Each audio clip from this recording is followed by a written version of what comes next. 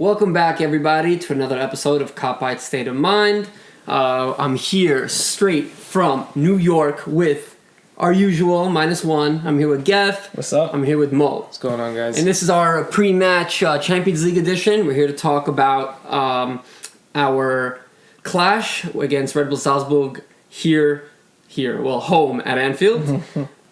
Feels like home every time I watch that game. It feels right. It's home. It's home. Yeah, it's home.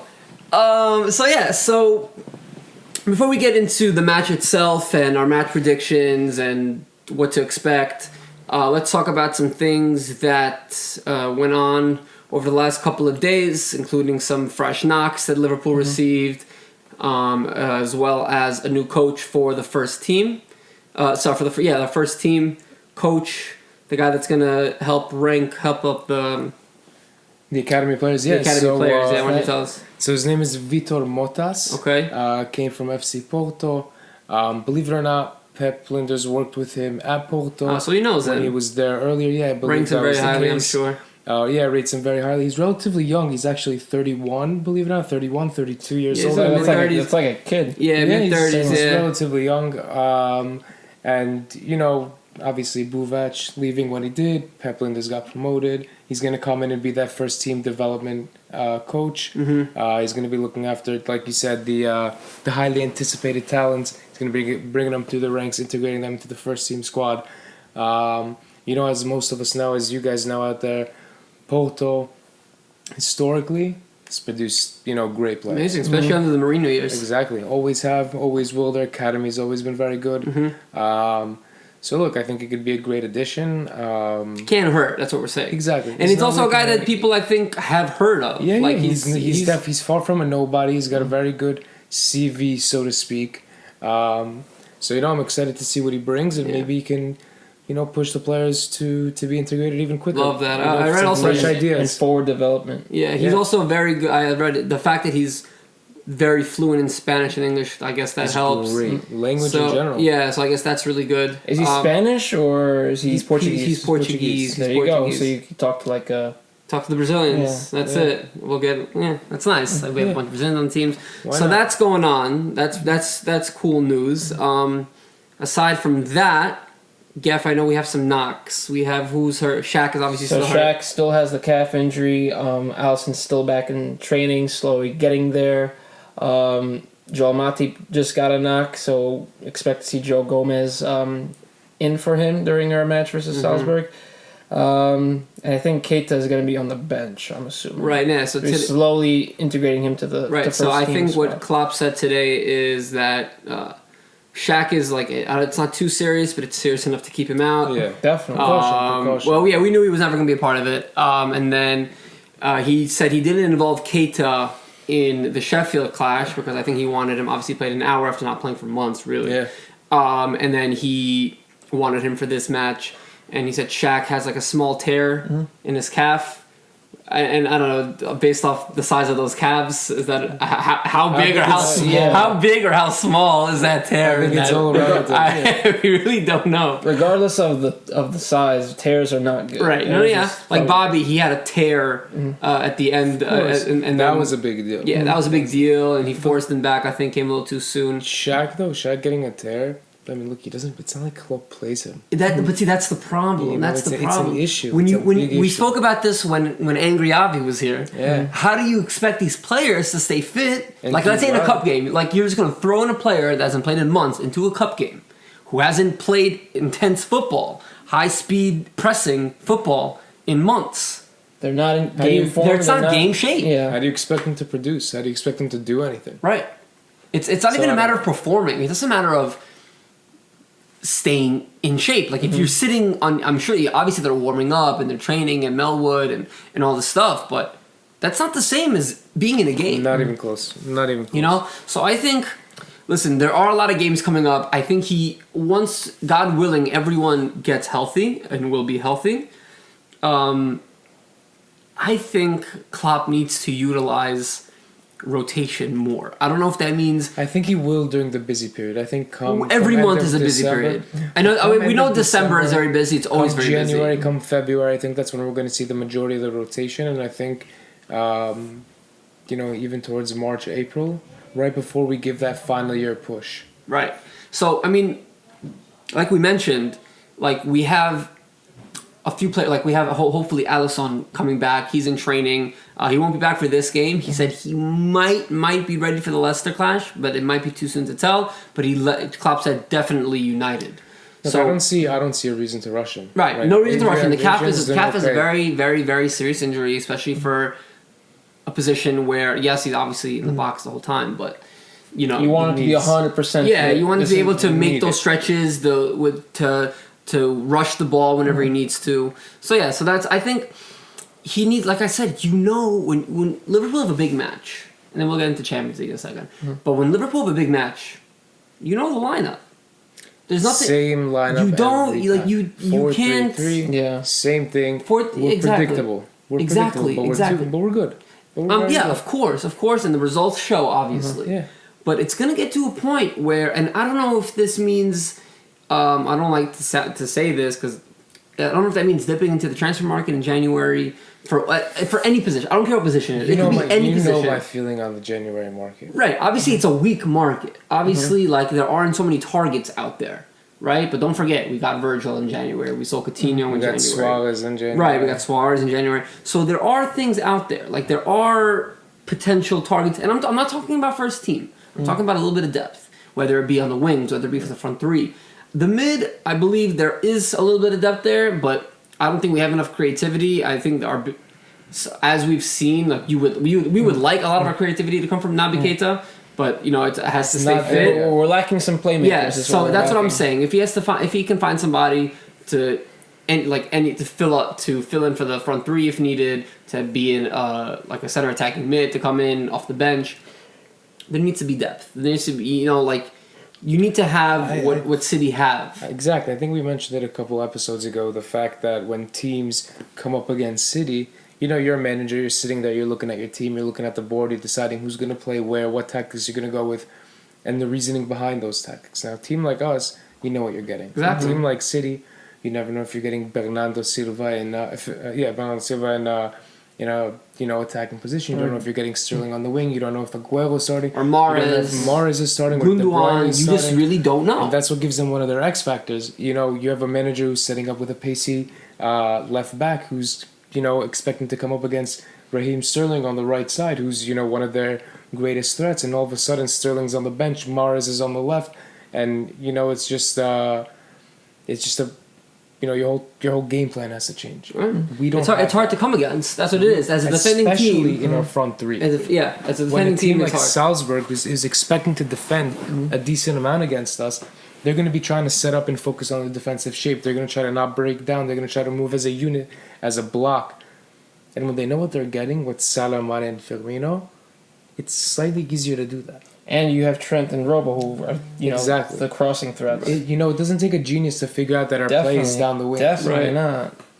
So speaking on Salzburg and how they're going to play and how whether they're going to be defensive, they come in with a really good record in the Austrian league, sitting in first place. Basically all wins minus one draw, sitting 25 points, top of the league, 5 points in front of second. So they're in very good form. What formation should we expect them to play in? I think they're probably going to go with a 4-2-2-2. They played that versus Genk, and obviously you saw how exposed Genk was. They lost. Red Bull won 6-2. To be fair, it is. It is Genk. It is Genk. They played like shit. They were fucking horrible, but that's what really helped expose Genk. That having the midfield just free roam, whether going wide or keeping it central, it messed with the minds of the defense. They do like to experiment though. They can go like a 3-1-4-2, so it switches up. They like to experiment formations. I think we can handle that. We've obviously handled Sheffield's back three, back four of several other teams. So I mean, it's our first time meeting them, so we don't know what to expect, like you said before. But I think the 4-2-2-2 is probably what we're going to expect most since we're pacey on the wings. Interesting ass formation. I don't know about it that. is. I don't know. I think they're going to set up a little bit more defensive than that. If I know that's their go-to formation. Right. No, I'm saying that they're gonna keep a back four. Yeah. No, definitely going to keep it back four. But I personally feel the 2-2-2 is a little bit exposed.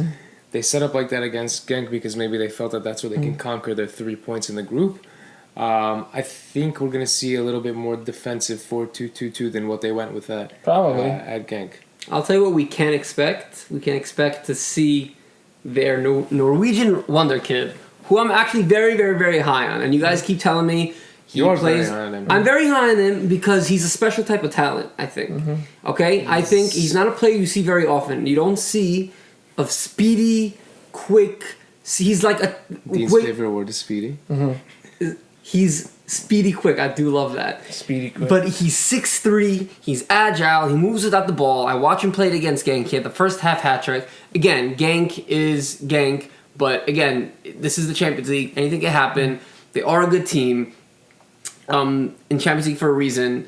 And this kid, who has 3 hat-tricks to start the season already, he's got a knack for goal. He's very, very, very tall, right? He's just under the heights of... Virgil, and under the heights of, I guess, well, now we're going to see Joe Gomez there. Matip would have been insanely ideal to deal with that two backup, because we're really, really amazing at getting to aerial duels. Truth is, you don't really see Joe Gomez getting to aerial duels too often. He's not bad. No, he's not bad. He's not bad, but he's not Matip and he's not Virgil. Definitely not. So that's something. It really, like I said, my guess is they're going to play the same way Sheffield like to play, which is a lot of the long balls, air balls. They're going to be reaching for Erling Haaland, his name is. They're going to be reaching for him a lot. Okay, they're going to put it in the air because they know his head can get to it. They know he's got a knack for goal. They know he knows how to be at the right place at the right time. Klopp spoke very, very highly about him in the press conference today. So I'm not the only one. So I might have some.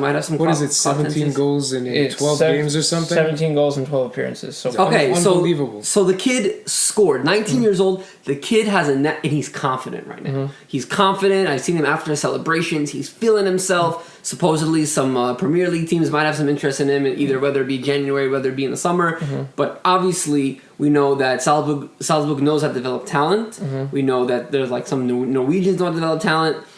And he's somebody we need to watch out for. They also have this African player. I can't remember his name, but they compared him to Mane. He's a winger. He's also young. He likes to play the wing as well. He does have a knack for scoring, they said, but he can't. He doesn't finish that. Doesn't have that finishing touch yet. He has a slight comparison to the side of like Mane. A raw Mane. Yeah, like it's tough to really put. Daka is his name. Patson Daka is his name. Young guy. And again, they got some threats, and let's put this game into perspective for a second, okay? We already got the first game. We got the hardest game out of the way, right? We had Napoli away. We knew that from the start was going to be the hardest game away. We lose 2-0, okay? So now, and then obviously Salzburg humiliate Genk, so now they're sitting at the top of the group right now with a plus 4 goal difference. Right, exactly. Which can obviously be key considering we had to win by a certain amount of goals at the end of the group stages against Napoli last year. All right? I was talking to Geffen about the goals, actually, so I'm going to bring that up afterwards. So, this game, first of all, it's our first Champions League game back in Anfield since winning it, which is very great. We'll see if we'll see if the players set the sign on the way out. Very exciting. All that being said, this game is very, very, very big. You cannot drop points this game. You can't drop points this game because you expect Napoli to get a result against Genk, right? Yeah. So you expect them to go out tomorrow with 6 points at the top of the group. If, God forbid, we drop points tomorrow, I don't expect us to. But I also didn't expect us to win 1-0 on a Dina Henderson mistake on a shot from Gini Wijnaldum the other day. Okay? I expected us to really take it to Sheffield. If, God forbid, that American manager from Salzburg knows how to play correctly against us, and it's not easy for us, and we don't score the goals, we're in trouble. We're in a lot of trouble because Salzburg stay in second with 4 points. We only have 1.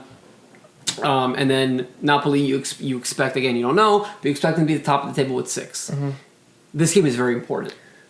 I think it's been our most important game all season. Or something like the Super Cup final. I think it's the most important game all season, being it's really going to set the ground for the rest of the group stage. Exactly. It's going to set the ground for what kind of rotation we're able to do coming forward as times get busier. Obviously midweek Champions League games in the group stages is always a tricky, thing to deal with when you have teams like Tottenham, United, and City coming up. Leicester on the weekend, sitting in Leicester third. at the weekend. We want to be comfortable in the group stages. Granted, we are comfortable in the Premier League, but as we know last season, it's not enough of a cushion for us to get carried away.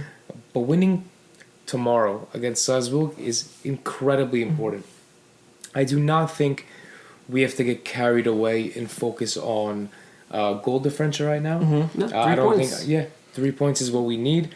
I think if we went after goal differential, we would get sloppy and it would signify that we're a little bit panicking. I don't think that's on their mind. And we're not at all. Don't think I don't it's think on their anyone's panicking. I think it was just some post-Napoli loss vibes that everyone was feeling when people started to panic that we lost the group. And they were saying, first Champions League winners to lose the first group stage game of the next season, all this bullshit. Fuck that noise. When we find we needed 3 points tomorrow, most important 3 points we have coming forward. If we win, we're still going to be in third place, I think, assuming that Napoli wins and if we beat Salzburg by 4 or less goals, we're still going to be in third, which is fine. I do expect Napoli to take points away from Salzburg. From Genk. Oh, you mean going forward? Going forward, Right. I expect Napoli to take points against from Salzburg. I expect us to take points from Napoli. So at home, I expect us to take points from Salzburg away as well, and I expect us to take points from both games against Genk. So I'm not too concerned, but this game here is going to set the groundwork for the rest of the year. 100%. And the Premier League, and the busy period up until Right. December. This is what's going to set the groundwork for that. By the way, these away grounds, Genk and Salzburg, these are tough places to go. Ultras are crazy. These are tough places to Yeah. go. Yeah. The Ultras are very crazy at these places. They make it a hostile environment.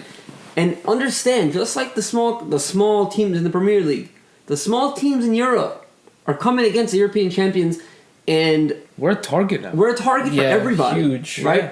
Also, don't forget, what might work to our advantage, and you guys can either agree or disagree.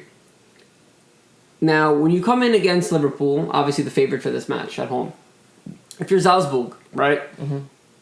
I think you're very thrilled with your big victory over Genk. They're playing for a draw tomorrow. They're playing to not lose. They're going to do everything that they can to sit back, and we've had trouble with that in the past. We've had trouble playing against defenses that sit back. We've had a lot of draws in the past where when we can't break down the defense. I think we've done a decent job of it this year. Okay, we saw it against Sheffield. Didn't really sit back, but towards the end they were playing for that draw, right? And we got lucky. We can't afford to get lucky. We can't show weakness against Salzburg at home. I don't think it's going to be something. I don't think they're going to be in a low block the whole game. I'm not saying a low block. I really don't. I think. But after I think you already the have game's your, going to be open. But after a team, I'm talking about a team that it's their first time in the group stages, and they're on a big high. Obviously, they win every year in the Austrian league, but they got a very, very, very big victory against Genk, a marginal victory, obviously. You like your position now. Not only do you like your position, another reason you like your position because the team that was expected to win is now sitting last in the group. So you already know that points-wise, a draw is amazing for you. It's incredible, but I also think that they know that there's many more games to come in the group. Right, of course. And I don't think, if this was, let's say, the second time around, we were playing them, and it's towards the end of the group stages, and they find themselves in a similar advanced position, maybe they'll go for that draw. I think tomorrow they're going to try to play for a win, and if they see that we start taking over, it's going to be damage control. I think this would be the perfect game, especially at Anfield, to change up the tactics. Because when we play games versus teams that like to sit back, go even back 5, we try to dribble it in with Mane or Salah, and it just never works. So I think in this game, the tactics would be, test the keeper from outside the box. We've been pretty successful of getting goals outside of play, outside of open play.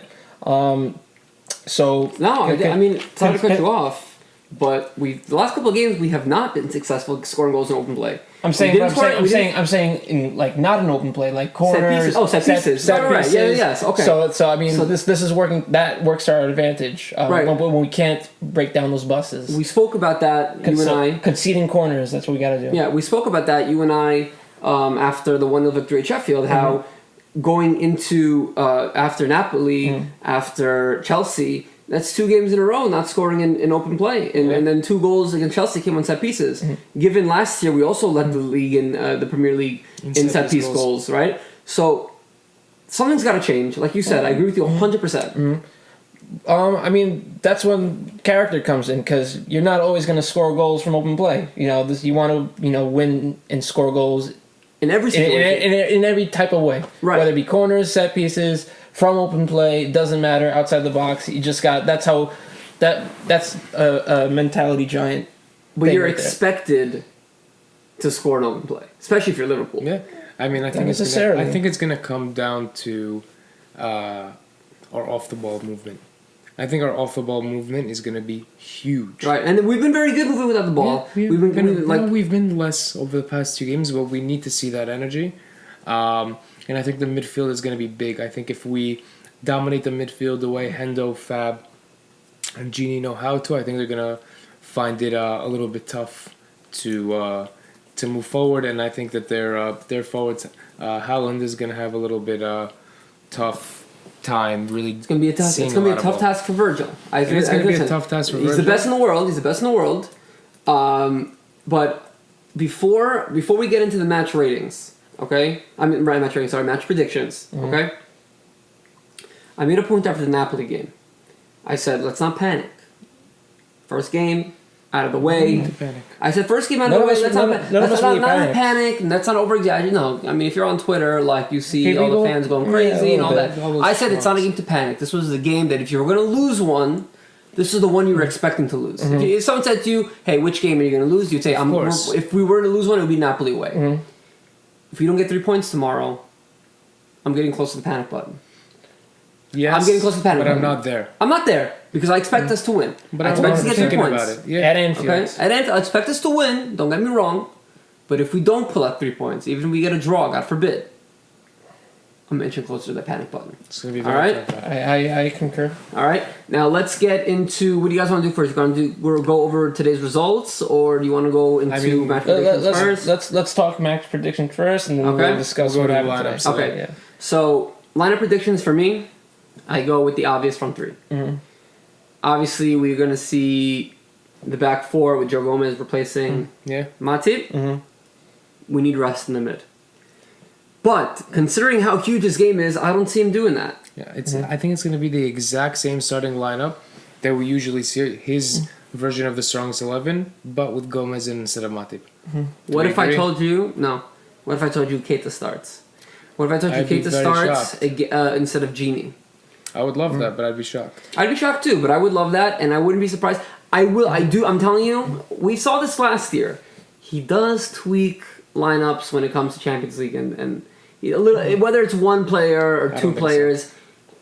I think we're going to see tweak in the mid. I think we're going to see Keita come on. I don't think it's going to be a starting. Oh my god! You know who I don't want to see? I don't want to see Milner and Hendo together. It's probably not going to happen. I don't want to see Milner and Hendo together. It won't happen. But let's discuss somebody who is probably the most due for rest. And you probably don't want to hear it, but Fabinho's very much. He's not resting tomorrow. No, he rested during the week. He rested. He rested against MK Dons. Yeah, that's true. He didn't play against MK Dons. Wait a minute, we had 11 changes that game. I know, but everyone rested. He wasn't even on the bench. I suppose you're right. So I know he's a fucking workhorse. He's everywhere. He'll be fine. Yes, let's hope.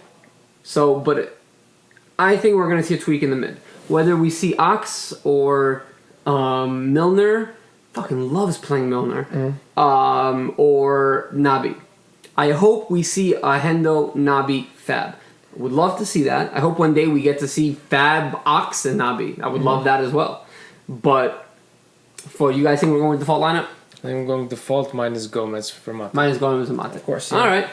All right, so before we sign off, let's take a quick recap at the games today, and then we'll talk about who's going to be playing tomorrow.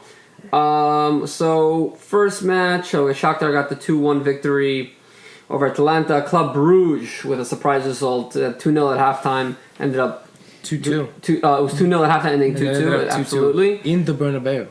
And what's his name? Who scored? Did Ronaldo? Oh yeah, see? yeah. One of the players. Yeah. Yeah, What balls on that kid? yeah. At the Bernabeu, He was that's probably nuts. loving it. Red Star won 3-1. Galatasaray lost 1-0 to PSG. Icardi had his debut goal.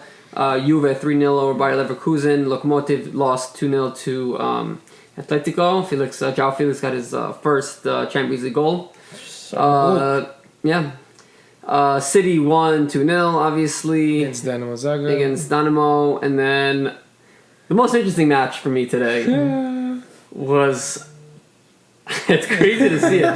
Was a 7-2 victory for Bayern over Spurs. Don't forget, Spurs led 1-0. It was looking good. Stadium, It was Spurs were home. it was looking good. It was away. It was in London. Oh my god! It was looking good, and Coutinho.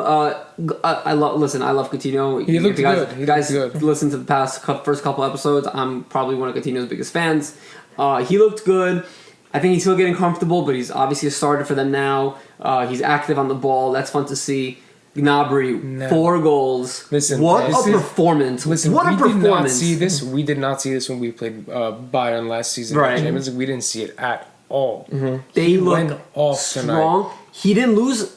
He was just getting faster He as was the game went everywhere. on. He was everywhere. All 4 of his goals, he scored the first. 3 minutes later, he scored the second. Time went on, he scored the third. A few minutes later, he got the fourth. Yeah. He was hot all game. Lewandowski also played a great And game. the finish is superb. Let's be real. Obviously, like, we're not going to get that performance from Bayern because we're not Spurs. Mm-hmm. And I said this today. I think Spurs had a very, very, very fluky, weird road to the final. Definitely. And they were exposed today. I don't want And to take anything away and from them. I do. They played. No. I They do. had some great performances in the Champions League last season. Tonight they were horrid. They've been bad throughout What the the season too. fuck was that? I think Poch is regretting staying. I don't know if he's not on the hot seat because I can't say he's on the hot seat because he's one of the best managers in the world right now. Yeah. I would say, and given the money he's been given to spend over the last couple of years, this is the first time we've seen him spend. I don't think they're anywhere near getting rid of him because who the hell are they going to hire that's better than him? No one. So I wouldn't say he's on the hot seat. I think if he were to leave, he would resign. And also, I think he would be the ideal replacement for Manchester United if they were to let Ole go. Probably. Also, very ideal replacement for Zidane if they were to let him go. Yeah. So I think if at some point he becomes a free agent in the manager market, all the good teams are running after him. He's super 100%. valuable. Yeah. Super valuable. And great That's a manager. hilarious scoreline. You know what? Napoli's tweet afterwards saying North London is red. Oh my god. Unreal. Cheeky. Very cheeky. What a set. I love it. That was, yeah. You know what it is? I'll tell you what. At the end of the game, once they hit like the 5 or the 6 mark, opponent left match. Yeah. Like they Rage quit. Gone. They done. just were not. They were Bye-bye. walking, dude. Like Mayor mentioned today to us. You can't expect Harry Kane to be scoring like 3-4 penalties a game and keep you in matches. Yeah. You can't expect Son to be Messi every game and score goals for you. You can't expect Lucas Moura to be scoring the 90th minute for you every game. Dude, I thought they were, even when they finished in the top 3, in Premier League, I was like, Still very underwhelming. Yes, very. That's all I have to say about Spurs. I think they were fluky and Disappointing loss. All we got to look forward to now is our game tomorrow. Our game in tomorrow. Seattle. Most important. Very excited, very hyped. Most important game thus far. Must win, obviously. So I think it's a great note to leave off on. Follow us, YouTube, Spotify, Twitter. We love you all. Thank you for sticking out. Thank you for watching. Shout out Princess Remy. Let's get this W tomorrow. Let's do it, boys. up the Reds, baby. Woo!